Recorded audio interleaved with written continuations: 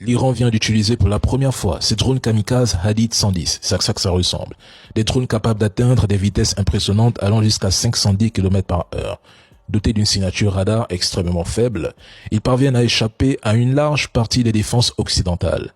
Comparé au Shahed 136 qui inquiète déjà l'Occident, le Hadid 110 s'impose comme le plus dangereux et le plus difficile à détecter dans la majorité des scénarios actuels, en particulier face à des systèmes de défense avancés.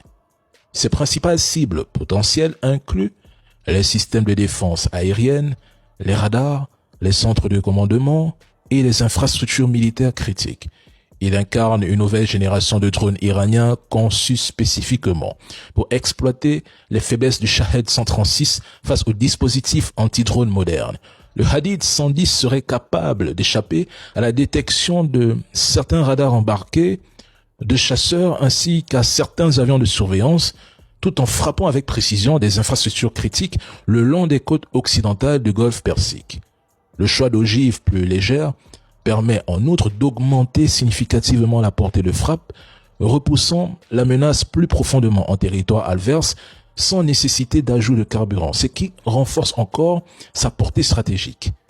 L'Iran mènera à l'OTAN et l'entité une véritable guerre asymétrique.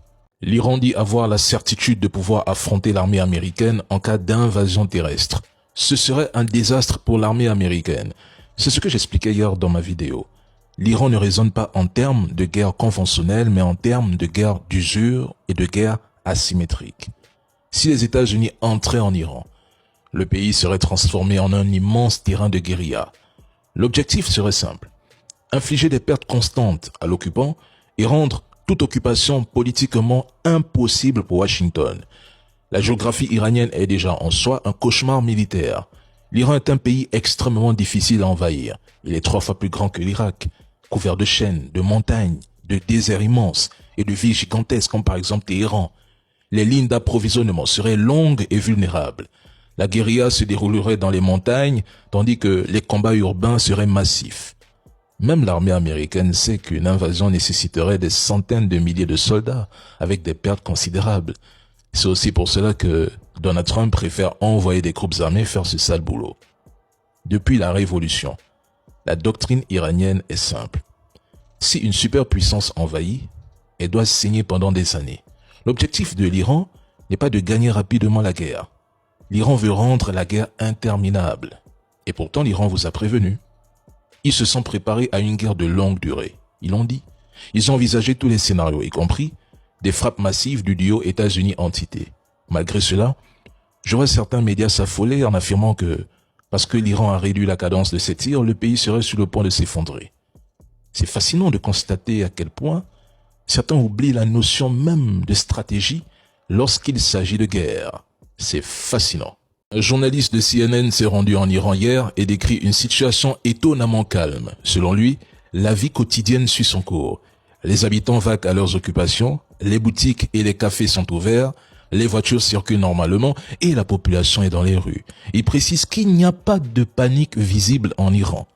Pas de file d'attente aux stations-service et aucune pénurie de nourriture, même si la sécurité a été renforcée. Le journaliste explique avoir traversé la frontière iranienne avec son équipe le 5 mars après avoir obtenu un visa délivré par le gouvernement iranien.